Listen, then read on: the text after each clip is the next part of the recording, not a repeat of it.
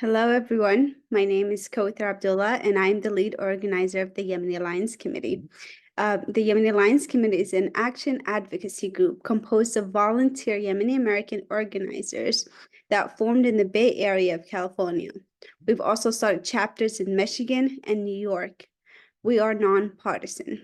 Instead, insist on the sovereignty of Yemen, and we came together to push back against our government's role in the oppressive policies on our family's homeland. We organize protests, draft and sign on to advocacy letters, coordinate lobby visits with lawmakers and elected officials. We create toolkits and talking points and write for various outlets on the plight of Yemen for Americans. Because warmongering is systematic, our goals have been to push policies that are for the peace and stability of Yemen and away from global militarism, imperialism, and away from waging endless wars. Today's event is called Solidarity Between Democratic Republic of Congo, DRC, also known as Palestine and Yemen. We'll hear from subject area experts on the parallels between some of the world's worst humanitarian crises and the roles that the US and Israel play to keep these countries ravished by violence, famine, and war. Feel free to add your name and location in the chat, in addition to any questions that you have for the speakers, and we'll answer them at the end. Today's panels consists of Nancy Mansour, Kambala Musavuli, and Jihan Hakim. Nancy Mansour in 2009 co-founded Existence is Resistance, a grassroots, not-for-profit volunteer organization based in New York City that took numerous delegations to Palestine, prehistoric Palestine, conducting workshops with children in refugee camps, as well as organizing hundreds of events and conferences in the US and Europe. Nancy also assisted in leading a 200-person medical convoy into Gaza in July 2009. She has worked with and built strong ties with various movements across the board and on the ground in Palestine. Last year, Nancy took the position of executive director at Eyewitness Palestine, a nonprofit organization who have been conducting delegations to Palestine for over 20 years. Kambala is a native of the Democratic Republic of Congo and one of the leading political and cultural Congolese voices. He's a social entrepreneur and an international human rights advocate working with youth groups across the African continent. He writes on issues affecting the people of the Democratic Republic of the Congo and has served for the past decade as the national spokesperson for the Friends of the Congo, a group that raises global consciousness about the situation in Congo and provides support to local institutions in Congo. He is currently an analyst at the Center for Research on Congo with a focus on sorry, I don't know how to pronounce that. Would you help me? Okay. I'm sorry? Kwame Nkrumah. Kwame Nkrumah's legacy in the development of Ghana through a Pan-African lens. Thank you. I did not want to butcher it. And Jihan Hakim is a second-generation Arab American Muslim woman and mother of 4. She's a Bay Area native who now resides in Houston, Texas. Jihan is a community organizer and a DEI consultant and educator. Jihan is also the founder of the Yemeni Alliance Committee. So now that we have these great panelists who have a wealth of experience organizing their communities to raise awareness about what's happening in Palestine, what's happening in Yemen, and what's happening in Congo, we would like to hear from these panelists.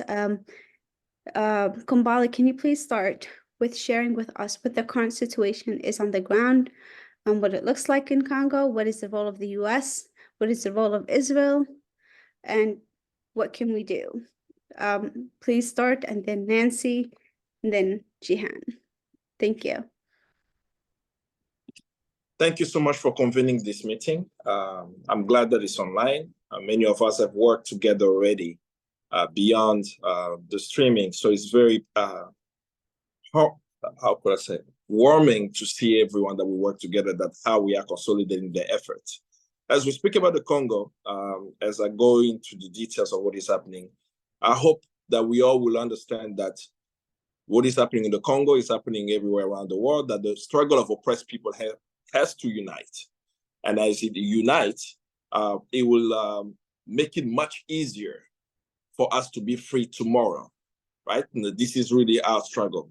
I was born and raised in DRC, landed in the United States as a refugee in 1998, very young. And as I grew up in the US, I started to realize why I became a refugee. Because when I became a refugee, I knew just there was a war. My family was affected by it in some shape and form, but I did not understand that there are decisions being made outside of the Congo that affected my family, my friends, and my compatriots. And that is what I call how will I call it? Sorry about that. That is what I call the US foreign policy. What is that specifically? In 1996, the United States and the United Kingdom supported the invasions of the Congo that has left from that time to today over 6 million people dead. One of the reasons why they supported can be attributed to mineral wealth. Another one can be attributed to regime change. But in the end, as a young person living the Congo, I asked myself, my aspiration of becoming a lawyer when I finish high school shouldn't be affected by US foreign policy seeking to control mineral wealth in the DRC. Unfortunately, even though I say over 6 million deaths in the DRC, we will never know how many people have died in the Congo. The statistic I'm mentioning when I say over 6 million people in the Congo have died comes from the International Rescue Committee. They did a mortality study in DRC, looking at the deaths in the Congo during the conflict from 1998 to 2007. And what they said was that from 1998 to 2007, 5.4 million Congolese have died in the conflict. Half of the deaths are children under the age of 5. We are talking about 3 million children under the age of 5 have died in the conflict during that period. And then I said that the rate of death monthly is about 45,000 people every month died in the Congo during the conflict, which hasn't ended till today. As today we are lifting up the story of the Congo, the Congolese people are still in the fight to free their country. The latest uprising, the latest conflict that is in the media mention a rebel group called M23. They will mention Rwanda, right?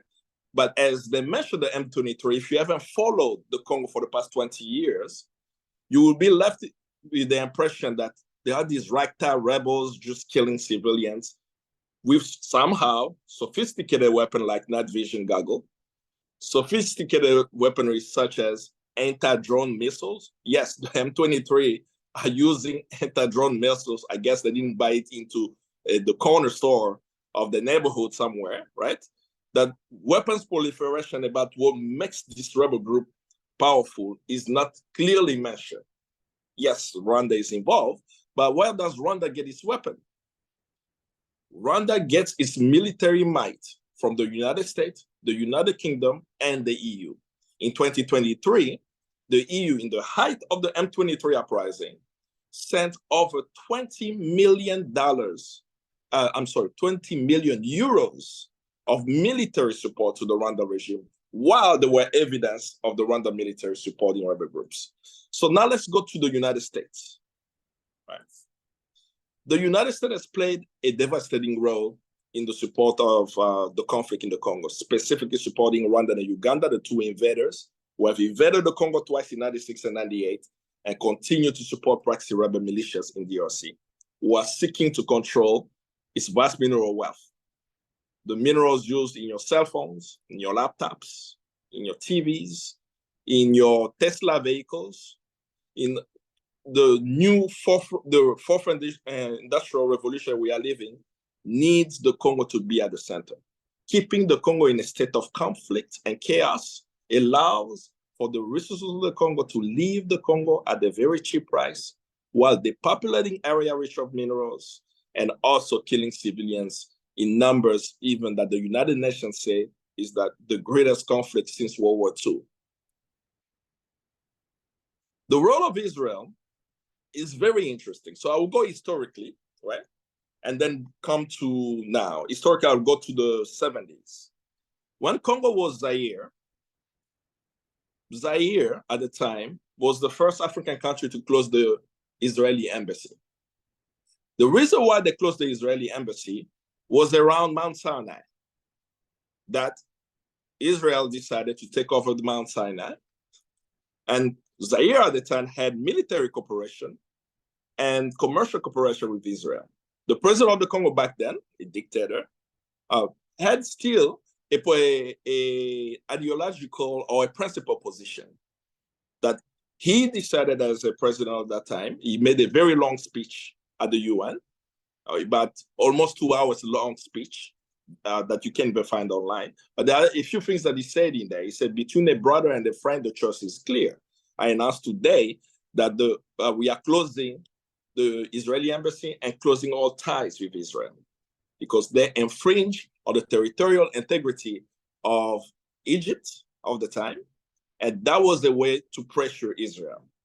After the closure of the Israeli embassy at the time, over 12 African countries followed suit after, which was a form of pressure, diplomatic pressure that was put to bear on Israel, which let go of Mount Sinai. And of course, much later, Israel continued the military training of the Zairean military, specifically what we called DSP at the time, which was the presidential guard of Mobutu, and kept him in power for 32 years through democratic processes that was not supported. We were able to bring what we call a form of democracy in 1990, but unfortunately, that popular support of the Congolese trying to determine their own affairs was not supported. What was supported by the United States and the United Kingdom was the invasions of the Congo that removed Mobutu, which has, up until today, had a devastating impact. What is the much more recent engagement of Israel? And that's where I will end, and then I'm looking forward to the discussion we are going to be having. The engagement of Israel recently has been a fewfold in the Congo and on the African continent. In the Congo, Israeli companies have sold intelligence or spying tools to the Congolese government, specifically Pegasus. NSO has been very active in DRC. They sold the license of Pegasus to the Congolese government. We do know young people who have been affected by it. There have been reports published on how young activists during the Kabila regime, Kabila is no longer the president of the Congo. He was in power from 2001 to 2018. By around 2015, a lot of young people organized and mobilized to have a say in the decision-making process. Why? Because that former president was trying to change the constitution of the country to stay in power longer and not actually organize elections. So these young people organized social media to mobilize the population, and they were being spied on, and many of them were arrested. One of them, Sylvain Salvseke, there is an article, I think, if I'm not mistaken, it's on Daily Beast, reporting on how he was called into the office of our Secret Service institution called ANER, and they printed out the entire WhatsApp chats that he had with all the young people in the country. But then, of course, as I say, the spying has been already exposed about the Congolese government using that. The second one is the military training. Israeli Defense Force reservists have been in DRC. They've been training, once again, the Republican Guard, which is the guards that protect the president of the Congo. In August of 2023, Congolese who were protesting in the city of Goma were killed in hundreds. These protesters were demanding that the UN forces leave the DRC. They were demanding also that the East African forces that were in DRC, they also leave. The response of the Republican Guard was to shoot at them with live bullets, and not only that, to hide their bodies. So there are videos of the Congolese army littering, dragging dead bodies into a truck to go hide the bodies. A score of 200 Congolese were killed. These soldiers were directly trained by the Israeli Defense Force reservists. Why am I getting this information? Don't quote me on it on a live stream.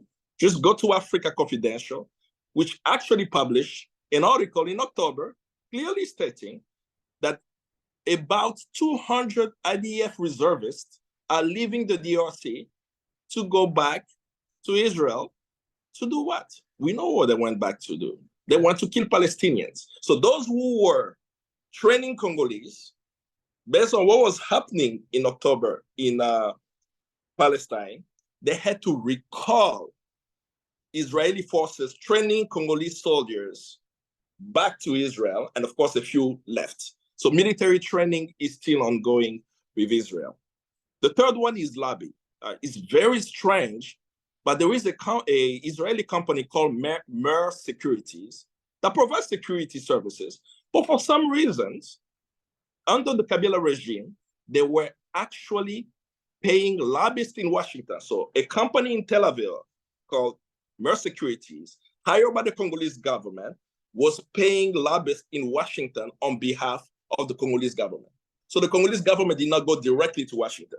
They had to pay a security agencies. And what I do know is that Mer Securities has some contracts in DRC. I'm not clear of all the operations they are doing, but it is strange and unheard of seeing a security service pay for lobbyists for another country while being in another country. Two more to go. I'll be brief on that. Dan Gotler, an Israeli business man. Actually, that's how we, the first time I met Nancy and Existence is Resistance was around the discussion of Dan Gotler, over 10 years ago, if I remember correctly. Dan Gotler is an Israeli businessman who's been in the Congo since the 1990s. He came and became very close to the president at the time. His name was Laurent Désiré Kabila. This is the leader who toppled Mobutu, coming in with the Rwandan and Ugandan-backed forces, of course, supported by the United States and United Kingdom. As he became close to him, he was able to get into the diamond industry. He controls the diamond industry in DRC, but he also facilitated the sales of arms to the Congo. He became the broker of weapon purchase. Then he moved from that aspect to now controlling mining assets in DRC. What kind of mining assets? He does not have any experience in cobalt. He doesn't have any experience in copper or any other mineral mines that he controls, but he will get a mine from the Congolese elite, a penny on the dollar, take it to the London Stock Exchange, take it to the New York Stock Exchange, and get it values at millions of dollars. And then as they buy these mines, right, with strange contracts where Congo get 1% of stake in it, or even 10% of stake in it, it will take some of the proceeds of the money and give it to the president of the Congo, give it to some of the Congolese elites. Again, don't quote me on it, right? There is right now, right, the US Justice Department sued an American hedge fund in New York called Hackshift. And Hackshift, in the judgment, they were found guilty for bribing African politicians, including in DRC, with the support of Dan Gotler, where when you look at the judgment, it clearly states in one of the pages, there is an annex, fascinating one, where they show how $20 million went into the account of the president of the Congo and his advisors. And Hackshift was found guilty in US court, right? Dan Gotler right now is under US sanction, but he's circumventing that, where Glencore, the Swiss company, is still making payment. And the last point I'll make about Israel's engagement on the African continent, while I spoke about the Congo, we should know also on the African continent, we are very clear about apartheid. In South Africa, South African people leave the apartheid regime. In many parts of the African continent, right, we've also experienced colonialism. So we understand what the Palestinians are going through. And that the African Union it has a principled stance of supporting Palestine. Actually, Palestine is a member of the African Union, right? Yasser Arafat, while he was alive, I don't think that he ever missed an AU meeting. He's always there. You can see him with African leaders. So those ties were much stronger at that time. For a few years, Israel has been lobbying different African countries to also get a seat at the African Union. And that's very problematic. And they were successful at tricking a few African diplomats who didn't follow procedures, right? One of the Israeli ambassador was able to submit his credentials. I don't know if I should call it credentials, but some form of diplomatic clearance to the AU commissioner from Chad, Mahama, right? And as he put, as they delivered that, they assumed that they became members of the AU. He had to take Algeria and South Africa to mobilize at the UN, and literally, in one of the AU meetings, pick up the Israeli delegation at the AU and clearly tell them that the AU support the Palestinian people, that the AU still demands that the Palestinians have the right to their land, have the right to their resources, and they can live at peace, right? So I'm bringing that up and saying that diplomatically, they have been lobbying African countries to be at the side. And we on the African continent, while it's not all the countries who have participated, we are all very proud of South Africa for standing for the Palestinian people, for saying very loud and clear for everyone to know, we are clear there is a genocide taking place there, and we will stand with the Palestinian. But I will end by saying, as we discuss further, even in the questions, so I don't take further time, I will share what people can do in the discussion questions, that we in the Congo, we understand that millions have died. We also understand that we must still be in solidarity with Palestinians and all oppressed around the world. And we are calling on people to join the Congolese in the Free Congo movement right now. All over the world, young Congolese are organizing protests. There are protests in Washington, D.C. There are protests in Brussels this weekend, another one in Paris, another one in London, all of them happening on February 24. That's the call for the Congolese to join those protests as they are fighting to liberate their country. Thank you, and I'm looking forward to the conversation further. Wow. I really don't want you to stop, but we're limited. I can hear you talk forever. It's so informative, and there's so much correlations to draw from in Palestine, in Yemen, and other regions in the world. And we'll get to questions. We are having questions coming in. So we'll move on to Nancy for now, but I know I have a few questions of my own that I would like to ask later on. But Nancy, in the interest of time, I'll leave that to the question portion, the Q&A portion, please. Peace and love. Thank you. Assalamu alaikum, everybody. And for time's sake, I also wrote out what I wanted to focus on, because there's so much to say when it comes to Palestine, the US role, and of course, enabling of the Zionist state.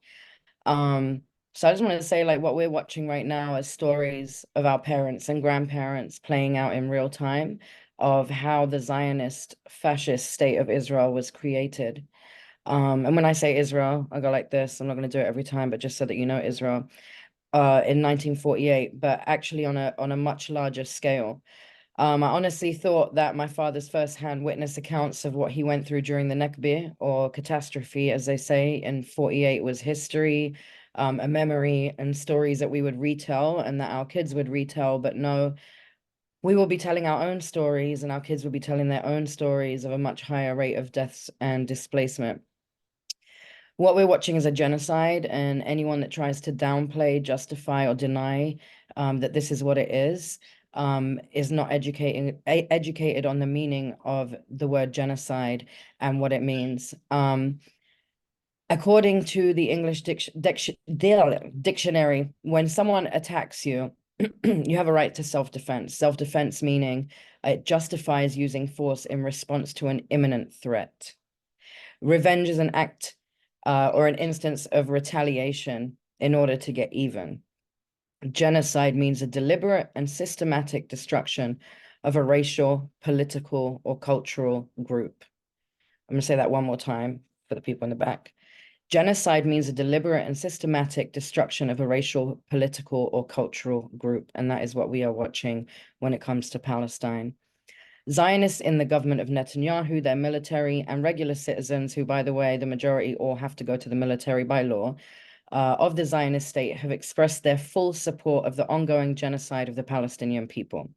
I'm going to quote the Israel Democracy Institute, who has conducted many surveys over the years, but just focusing on their most recent regarding the ongoing genocide, they have showed immense support for the continued bombing of highly populated areas of Gaza. In fact, I'm going to be precise and use their exact numbers. 75% of and what they say Jewish Israelis, this is how their report is. The Institute of Democracy does surveys and reports dividing Jewish Israelis and Arabs as if there's no Arab Jews. 75% are against reducing the bombing of highly populated areas. And what they call Arabs, Palestinians living under what they call Israel, aka Arab Israelis, are 21% against reducing the bombing in highly populated areas. But what does this mean number-wise? Jewish Israelis are 7.2 million people. So 75% means 5.4 million Jewish residents or Jewish Israelis are for the bombing of Palestinians. And 441,000 Palestinians, or I should say Arab Israelis, since they're for it, within Israel proper, from the population of 2.1 million, 48ers is what we call them that live within Israel proper.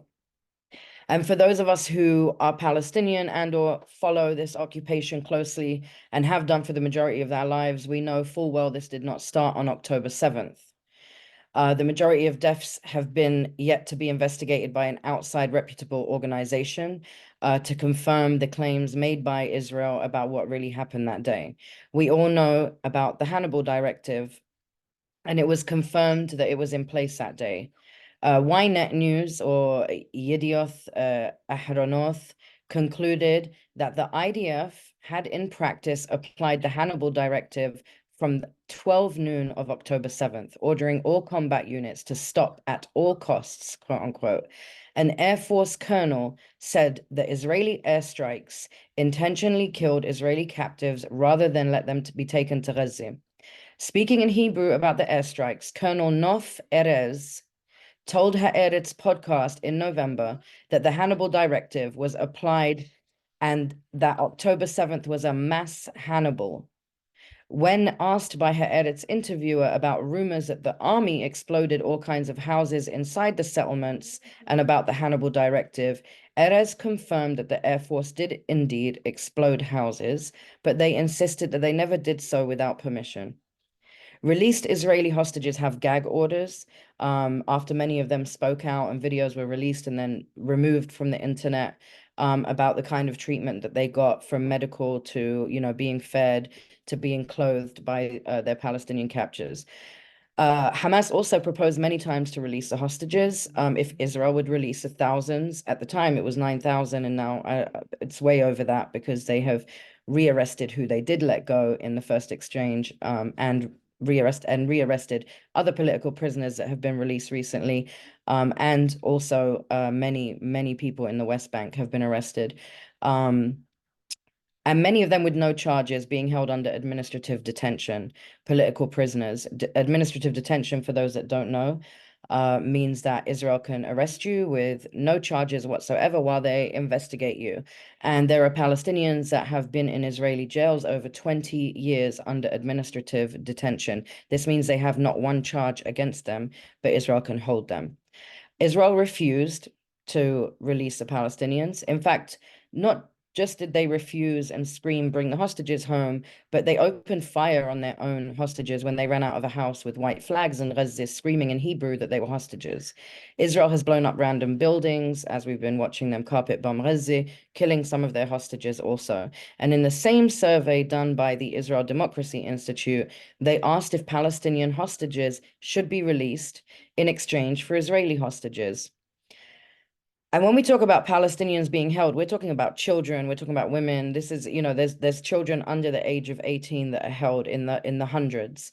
16% of Jewish Israelis, this is quoting the Israel Democracy Institute, that's 4.5 million of 7 million Jewish Israelis voted no, they shouldn't release any Palestinian political prisoners.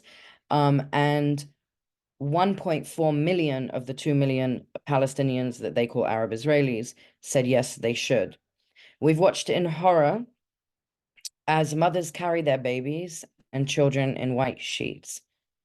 Children picking up body parts of their family members. Children laying on top of their dead mothers and siblings, unable to let go of them. Countless Palestinians with missing limbs. Palestinians with fourth-degree burns from unknown weapons that Israel is testing on them. We've seen a 12-year-old hanging from the wires of her building that was bombed. We've listened to a chilling recording from the Palestinian Red Crescent of a 14-year-old girl crying for help, stating that the Israeli tanks were all around them and that her mum and dad and 2 siblings had been killed in the car by the Israelis. Then we heard a barrage of gunfire and the girls screaming and then silence. And a few moments later, 6-year-old Hind Rajab took the phone. She was a sole survivor in the car, surrounded by dead bodies, crying and begging for the Red Crescent to send someone to get her. She sat on the phone for 3 hours with them, saying the tank is moving around the car. She cried that it's getting dark and that she's scared of the dark. And the lady from the Red Crescent can be heard holding back her tears, telling the girl to pray and reciting the Quran with her. Hind kept begging for someone to go and get her. And then the line cuts.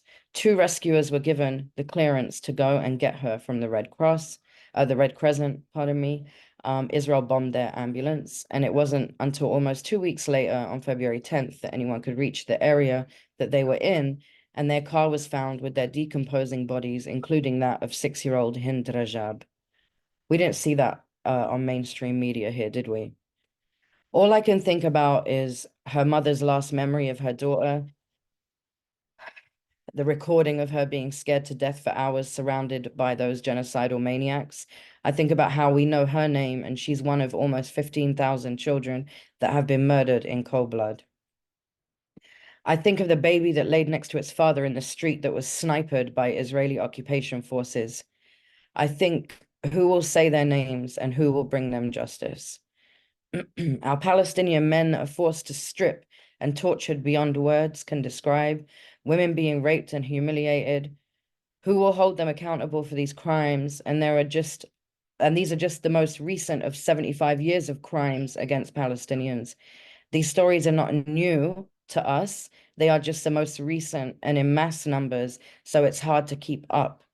Those documenting have been murdered. Over 115 journalists have been murdered in Gaza. Israel has attacked hospitals, mosques, left babies in incubators to decay in hospitals. Every single place Israel declared a safe zone has been bombed. I could go on, but over 30,000 Palestinians have been murdered. Thousands more lay under the rubble, and God knows how many have decomposed, disappeared, and or been kidnapped by the occupation forces. The occupation forces has murdered more than the number of Hamas members they estimate there to be. We're talking about the 4th strongest military in the world, fighting Palestinian men that are on foot, in flip-flops, with not one form of transport. They are attempting to push Palestinians, over 2 million, into the Sinai Desert. And this idea of, why don't your neighbors help you? The Arab countries don't want to help you. Look at Egypt. The only way they should and could help would be to arm the Palestinians and or fight alongside the Palestinians in order for them to stay in their own country. If someone comes to take my house, my neighbor's job is not to give me their house or build me a house in their backyard. Their only job, if any, would be to get me my home back. And that's it, period. Yemen has been under attack by the US also, and Yemen is the only country in this entire world as a nation to show what real humanity is. All our respect to our brothers and sisters in Yemen that have showed true solidarity. When your best friend says, I'll take a bullet for you, do they really mean it like the Yemen means it for Palestinians? The US is every part to blame, and I don't think I need to go too deeply into why. The funding, I mean, if you don't know by now, you're just, I mean, I don't even know if ignorance is the right word, but the funding of the weapons alone is enough. The constant funneling of billions of taxpayer dollars for more weapons as this genocide unfolds is telling in itself. Congressmen like that piece of crap Andy Ogle, who said we should kill them all from Tennessee, should and will be held accountable at the end of all of this. The fact that the US vetoed a ceasefire is beyond words. A ceasefire, for God's sake. That is a bare minimal that they could do at this juncture, the bare minimal. And that was too much for them, which tells you they have a bigger part in all of this than they tell their people. To all my Palestinians that are being starved and struggling to survive every day, I say we see you. We love you. Sorry. And to those Palestinians that feel like we're being humiliated with the starvation, I tell them, no, we're not. You're showing the world what it means to be human. You're showing the world that no matter what, we will die standing on our feet and never on our knees. Thank you.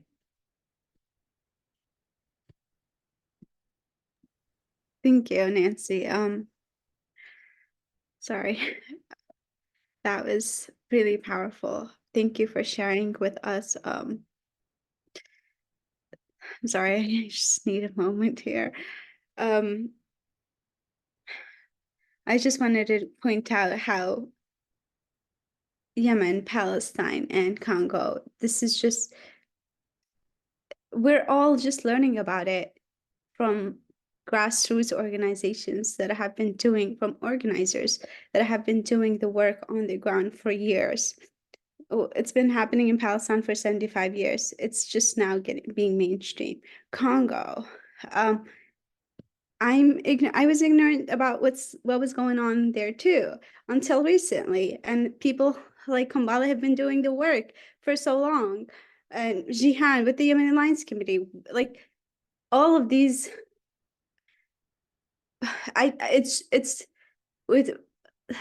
It's not that we're forgotten, it's that we're intentionally it's systematic, it's intentional, where the world's not supposed to know about what's happening in Palestine or Yemen or Congo. Like just hearing about 6 million people that were killed. 6 million people, or like the thousands and hundreds of thousands in Palestine, or the to over 300,000 in Yemen. Those are, it's mind-blowing, truly mind-blowing to just hear those numbers. And it's not like it's just happening all of a sudden. This has been going on for decades. And we're just all learning about each other. Well, not all of us, but we're just the intersectionality. I've heard the same actors, UAE, Israel, the US, in Palestine, the same thing. It's just, and in Yemen, it's the same actors. And our work is really intersectional, and the oppressor is the same. So thank you for being here, for sharing. Each speaker gave me goosebumps, and I don't want this discussion to end, but unfortunately, time. Jehan, you're up next, telling us about Yemen.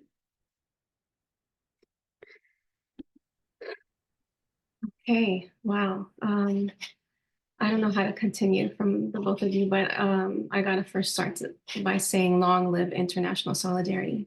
Like legit, that's the only way moving forward.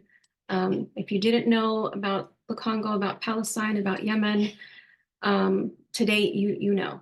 So You each one, teach one. So whatever you hear today, it may sound, I despise the word complicated, or it's complex, because I think it's used as a way to dismiss the atrocities, right? That so many wealthy superpowers are funding and maintaining and sustaining. But I just urge everyone who's listening today, and this is recorded, okay? So if you can't catch us live, you'll find it on Facebook. And I have a relative that's trying to stream on IG. So you see her room and you see and you hear us, you know?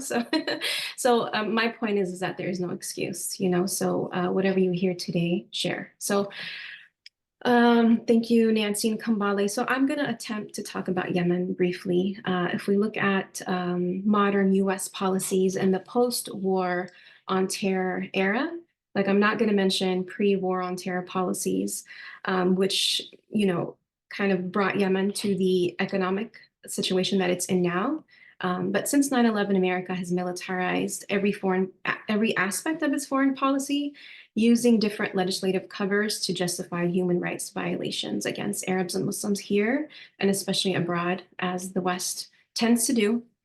You know, in 2014, you may have heard that the civil war broke out in Yemen, where, you know, after the Arab Spring, a lot of Arab countries were really wanting to imagine an idea of a democracy, an Arab democracy. Like democracy is not a Western version, right, or a Western invention. But in 2015, sorry, that changed. So I want to make clear that the civil war only lasted in Yemen, the most recent one. It was from 2014 to 2015. In 2015, that changed. On March 26, 2015, Saudi Arabia, under the leadership of Malik bin Salman, launched airstrikes on Yemen, abruptly escalating a civil war into a regional inferno, under the guise of restoring the legitimate government of Mansour Hadi, Abdurrahman Mansour Hadi. So we had constant aerial bombing. Yemen's tiny military base was destroyed early on by the Saudi-led airstrikes. So Saudi Arabia, the United Arab Emirates, you know, again, we hear those actors, right? And it's coalition of war partners because, you know, homies got to back each other up. War partners have friends, they have comrades, right? The coalition is backed and supported by the US, the UK, and other partners who've been providing the coalition, the Saudi-led coalition, with intelligence support, targeting assistance. There have also been Green Berets and US Special Forces at the Saudi-Yemen border. So there'd be like folks in Saudi Arabia shooting into Yemen, right? And let me just mention that Yemen is a sovereign country, so no other entity, state, or governance has the authority to, you know, obviously shoot inwards, but also dictate or occupy. The US used to refuel Saudi warplanes mid-air up until 2018. Unfortunately, after Khashoggi was murdered by his own country, his own state leaders, that's the one thing that changed. In addition to military support, the United States under the Obama administration, which continued under Trump and continues today under Biden, provides the coalition with weapons. So US-made bombs made in the US, like I said, by companies such as Raytheon, Lockheed Martin, General Dynamics, and Boeing. So US-made bombs are dropping on Yemenis and Palestinians and folks around the globe. So 8 years of war directly killed more than 400,000 people in Yemen. And that is due to the violence. And obviously, when there is violence, there's a crumbled infrastructure, which affects the sanitation system, which brings about disease. And not only disease and violence, but also a famine. So in the same year, in 2014, the Saudi-led coalition also imposed a blockade, which severely restricted the flow of water, food, and medicine. So not only are bombs being used as weapons, but also food was as well, and continues. The Saudi-led coalition is responsible for the vast majority of these deaths. And the famine, just to give you like an idea, at least 85,000 children under 5 years old have starved to death. And this number is severely underreported. Like a lot of our communities, we don't know the true numbers. We do assume that the number is much higher because we don't really have a system that counts the living, much less the death, right? Thank God, Saudi-led airstrikes have halted because there was a truce that was put in place in 2022. So for over a year, Saudi Arabia and Ansar Allah, or the Houthis of Yemen, have been negotiating a peace deal. So Yemen has been relatively safe for the first time in 8 years, but that's changed because in November of last year, Ansar Allah decided to step up and support Palestinians, leveraging the one thing that they have, which is Bab el-Mandeb Strait, right? Blocking Israeli-owned ships entering the Red Sea, their portion of the Red Sea. And, you know, I hear a lot of folks asking all the time, like, why is Yemen doing this? I mean, like, why not? The plight of Palestinian people has been a concern for the Arab world as a whole for decades. Like, I remember growing up and knowing, you know, especially during my trips to Yemen, that knowing that we're not free until Palestine is free. So, and this is a sentiment that is felt across the Arab world and across the globe, I'm sure. Ever since the inception of Israel as a settler colony, the solidarity is rooted in centuries worth of Arab identity, Arab and Islamic history, and for years, Yemenis from all walks of life have poured into the streets, as you've seen now, right? I'm sure that I think the last protest was less than a week ago. Millions of Yemenis from all walks of life and ideologies, political affiliations pouring into the streets, marching and calling for a Palestine free from systemic annexation, from this current genocide, a genocide that we are all witnessing as a collective. And it's televised, unfortunately. So we really need to challenge the global community and redirect, like, not why has Yemen intervened, like, where is the rest of the world while Israel continues to commit violations of international human rights laws daily. So obviously the US was like, oh no, the American hegemony is like at risk now, right? So how did they respond? So instead of the US realizing their mistake and taking a moral stance, right? And what they did was actually double down and back Netanyahu. And on the same day that the ICJ takes Israel to court, Biden and Sunak of the UK and their other coalition, right? We're talking about the war partners.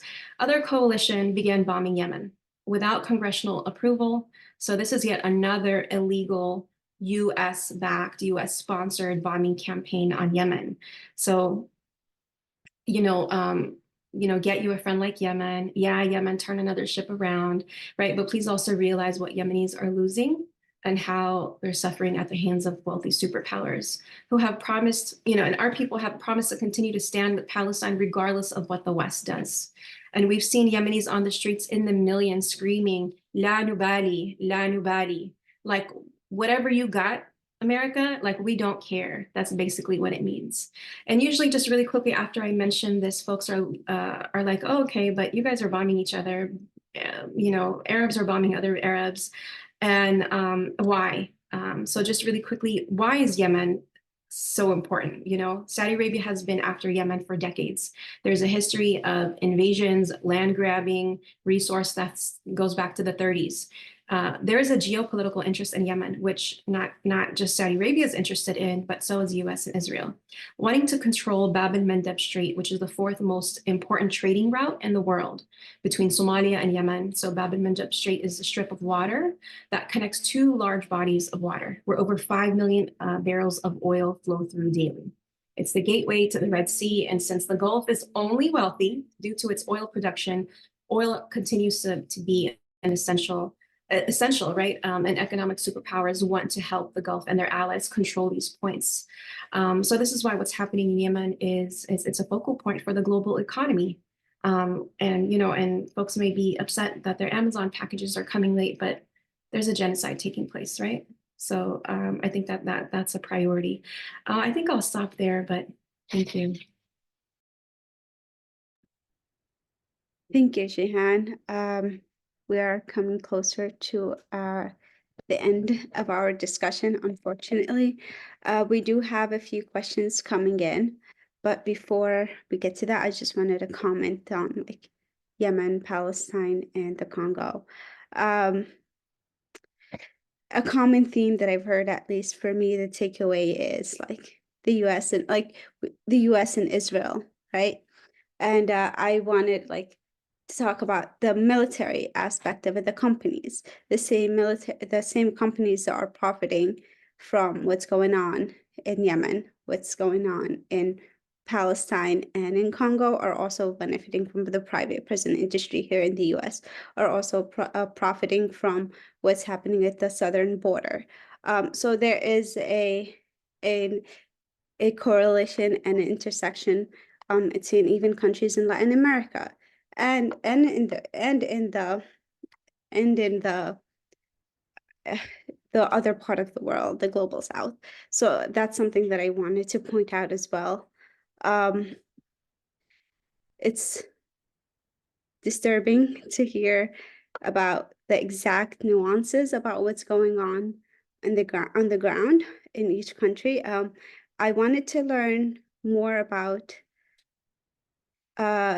have there been any repercussions or punishment for those that were involved in bribing government officials in Congo and exploiting their positions in power. This is for Kumbali. I mean, they are running the state. Unfortunately, even that the state, the government of the Congo, Ben Gotler, the Israeli businessman, is under US sanction. The government of the Congo actually has lobbied the US government to remove the sanction against Ben Gotler. He even got some support from someone people may know in the United States, right? One of his lawyers under the Trump administration who helped get the sanction against him off for a few weeks was Alan Dershowitz. But most people don't even know that Alan Dershowitz was Ben Gotler's lawyer, the same crook that we want out of DRC.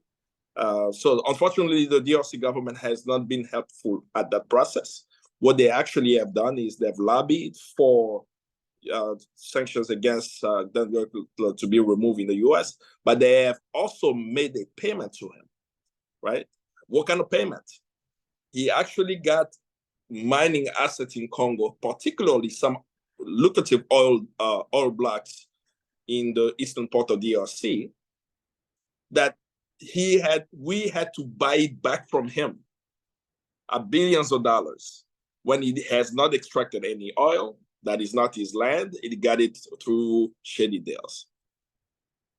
So no, they have not held him accountable in DRC. Wow. Alan Dershowitz is a despicable human being. I was surprised. I did not know his role in the Congo, but I'm not surprised. Hopefully the Congo people fight back and get their independence. And I remember reading a quote about an African revolutionary leader, and I don't remember the exact words, but he said something along the lines of Africa will be colonized again in the form of investors. And this is, it seems that that's how they're coming into Africa again, through investing and whatnot. So hopefully Congo is free, independent, and everyone gets their freedom in Palestine and in Yemen. I do have another question from the audience for Kumbali.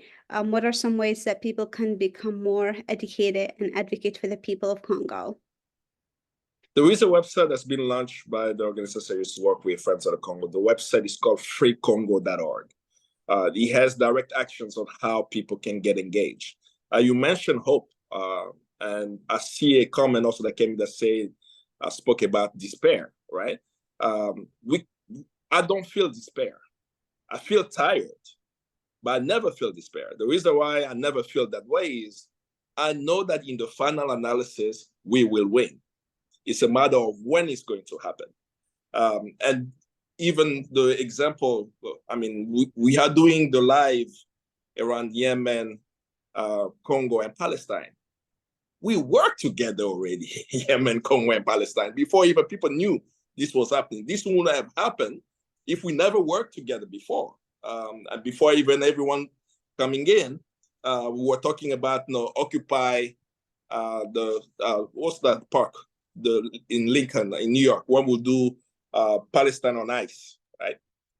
That was a collective of Yemeni, Palestinians, and others, including Congolese, right? We were coming together for Palestine. So the struggle that we face as people join Free Congo campaign, Free Palestine campaign, we will win, but then we have to know that those who fight us, right? They're not fighting us with a country as a nationality. And that's what we need to understand. It's a multinational force that's oppressing the Palestinian. When the EU takes a position, when the UK takes a position, when the US takes a position, they're not doing it in the national interest of their citizens, right? It's a multinational imperialist force to make sure that the Palestinians die. But what about us? Are we going to have a multinational free the world movement addressing those issues? Because those who are oppressing us, they may be Congolese, they may be Rwandan and Ugandans, they may be the multinationals taking the resources, they may be the World Bank and IMF, there may be the United States and United Kingdom, that a global force is needed. That's where people need to join in making sure that wherever you are in your country, you are taking actions to free the world. For us, we want people to know we are clear about what we want. We are clear about what liberation looks like. We are worried that US weapons are going to Rwanda and Uganda. We are not in the United States. What is the role of US citizens who are paying tax money? It's not sufficient to say, I'm not understanding why they are voting no 3 times. I'm not understanding why they are sending billions of dollars to Israel. I'm not understanding why, even when there is evidence that a US ally, Rwanda, has missiles, right? They put missiles on Congolese soil, and yet the US is not enforcing its own law. Public Law 109456, a law written over Barack Obama when he was a senator, signed into law by George Bush. And this law says that the Secretary of State has the power to withhold aid to nations destabilizing the Congo. So I'm not appealing to the conscience of Americans. I'm saying enforce your own law, right? You're saying that you're going to hold someone accountable. This is the law. This is the name of the law. Section 105 says this, enforce it, and use the privilege of where you are to be in solidarity with those who are oppressed. The oppressed, we are struggling, we are fighting, we are confident in the final alliance will win, and we want to build this multinational people's force to liberate all of us around the world. Long live international solidarity. Nancy, there's a question for you. There's so much information out there about Palestine right now. What's one source that you would recommend for people to learn about current events when the genocide ends and the history of the occupation? I was going to say, for the current events, you can go to Israeli TikToks and they'll show you what they're doing. They're documenting their crimes for us. But to learn more about Palestine, I mean, right now in this moment, I tell people to follow Palestinians that are on the ground.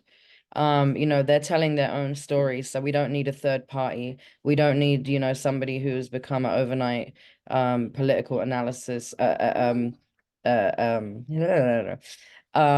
doing a political analysis on Instagram to tell you what's happening when people are filming and talking about their own experiences. And so, there's a couple of sites, of course, Eye on Palestine has been going for years, and that's eye.on.palestine.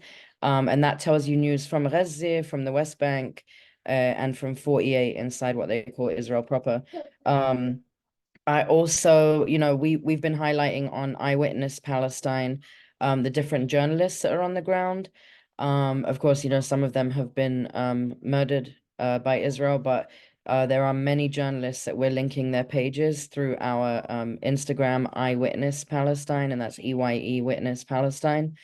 And I just ask people to fellow Palestinians, listen to our voices. I feel, I felt like this for a long time, and I've said it so many times. Like, I don't understand why people will listen to, like, an old white guy from the Upper West Side talk about Palestine more than they will to Palestinians talking about Palestine and talking about their life. You know what I'm saying? Like, we're not worthy enough to tell you what's happening to us. And so listen to Palestinians. They're showing you, half of it isn't even them talking. They're just filming it for you to see it firsthand. They're going live. We have these tools now. They're going live from their Instagram. That's why people are being shadow banned and silenced, and and kicked off IG, all run by the same people, to try and silence these voices. So follow Palestinians. And on that note, I want to just say too, to that question about despair and Kambale, yes, we will win, bro, 1,000%. I just want to say, for me personally, this has probably been the hardest to watch from afar. Even when I went to Gaza in 2009, even in 2014, I spent time in the West Bank, where they were bringing injured children and Palestinians from Gaza to the West Bank to various hospitals. And I spent 3.5 months just visiting them and getting them what they need, like kids that had lost limbs, like both legs. There was kids that I spent 3 months with that died, once they went back to Gaza. And I didn't feel as emotional as I feel now. Like, it was, I just seeing the scale of what's happening now is a lot harder. But like Kambale said, knowing the outcome keeps us going. But for me, when I really do feel, like it's, I have days where I feel paralyzed. I go on IG and I look at the Palestinians that are there. They're the ones that are like running every day, like moving from place to place. They've lost everything that they own. They have lost, some of them, everything that they loved. And they still manage somehow. I wish I had that strength to smile. And so when I see them, I say to myself, who am I to ever feel like I can't keep lifting their voices up? You know what I'm saying? Like, who am I? And so, I go to them, I go to my people, and my people give me that hope and that strength. And I only aspire to be a quarter of what they are, if that's at all possible, strength-wise. So thank you. Thank you, Nancy. We can all learn from the Palestinians' courage and resilience and bravery, all of it. It is truly inspiring. And Jihan, our last question of the day. What can folks do for Yemen? Yeah, it's been so enlightening today. You just, like the rest said, follow the voices of Yemenis and Yemeni Americans, but I will add a caveat. Y'all know that not all kin folks are skin folks. So unfortunately, there are a lot of Yemenis in the diaspora. Everybody wants to make some shmoney, right? And Yemenis are not immune. You know what I'm saying? So I just would be careful from the grifters, like Nancy said. Like, there are a lot of folks with like 2 million followers who are just like taking what Mu'taz is filming and then like, commenting on it. Like, don't nobody need that, right? Follow actual folks who are on the ground, and then also be smart, and just be careful and cautious what folks are sharing, because there are a lot of Yemenis, and I hate to say this, that do promote the war, that benefit from the war. And you just have to be careful who you're following. Obviously follow the Yemeni Alliance Committee. We're nonpartisan. We're a volunteer-led org. So, we're always meeting with Yemenis on the ground and other Yemenis that are here that are anti-war. And there's not that many of us, unfortunately, because the whole idea of anti-war and anti-imperialism, we are still healing from it as Arabs, to be honest with you. And there's a lot of internalized racism and internalized oppression that we have to like unpack. And we're just not there yet, which is why our voice is oftentimes censored and we are smeared because of the stances that we take. We're not afraid to say that the Gulf has to end its political arm in Yemen. We're not afraid to say that the US has to end arms sales and to Yemen or elsewhere. So I would just say, if you're advocating, if you're lobbying, integrate our talking points, Nancy's talking points, Kambali's talking points into your advocacy. You know, I've done lobbying and I can lobby an array of things when I'm talking to senators and congressional members. You know what I'm saying? Include a couple of talking points. I think that would be really powerful, because the more that these lawmakers know, you know, and I'll just quickly end with this. It's so funny, when we began lobbying back in 2015, congressional members didn't even know where Yemen was on the map. So we had to take the map of Yemen with us into these office visits with these lawmakers who are out there signing checks to the Gulf, who are bombing us indiscriminately. It's wild. So just follow our lead and just join the global anti-war movement. Thank you all so much. Thank you, Jehan. Yeah, I've had a couple of those instances too, where I went to a lobbying meeting and I was surprised by their lack of knowledge about where Yemen is and what's happening there. I want to give Nancy the floor. She wants to add on something, please. Yeah, sorry. I totally forgot. I'm not very good at like self-promo, but I want to add, on the Eyewitness Palestine website, which is eyewitnesspalestine.org, EYE, witnesspalestine.org, we actually do webinars. We do quite a few a month. And we've been highlighting Palestinian voices. So if you go into events, past events, you can watch the past webinars that we've done, you know, Art Under Occupation. We've done live from Jenin. We did live from Bethlehem. We did something with political prisoners. You know, the son of Marwan Barghouti was on there, Arab Barghouti, and also child prisoners that had been released. And so we've done it. There's a lot of informative stuff in those. Also working with women's organizations like WICLAC. But you could watch the webinars that have passed, but things like this Saturday, we have live from Jerusalem, and we'll be speaking with Sheikh Musa of the Afro-Palestinian community, and we'll be doing a live kind of walk through Al-Quds, the old city. I was about to say in Arabic. And so if you want to sign up for those webinars, they are free. And they're all available on our website too. And we have some really good stuff coming up in the coming months. And we will also have some in Spanish starting the end of March. So please stay tuned for Eyewitness Palestine. Awesome. So thank you all for the discussion. It's informative, enlightening. I inspired by all of you, the organizing, the work that you've been doing on the ground and continue to do. Your work gives me hope. I'm sure everyone here learned something today. Thank you all for being here. Sharing this space with you is humbling. So thank you all for being here. I hope we continue to do more events like this, include other countries and other regions part of this world, like Sudan, Afghanistan, Rohingya, and other countries, and hopefully more to international solidarity. Thank you all. Take care. Thank you. Thank you. Thank you. Thank you. Okay.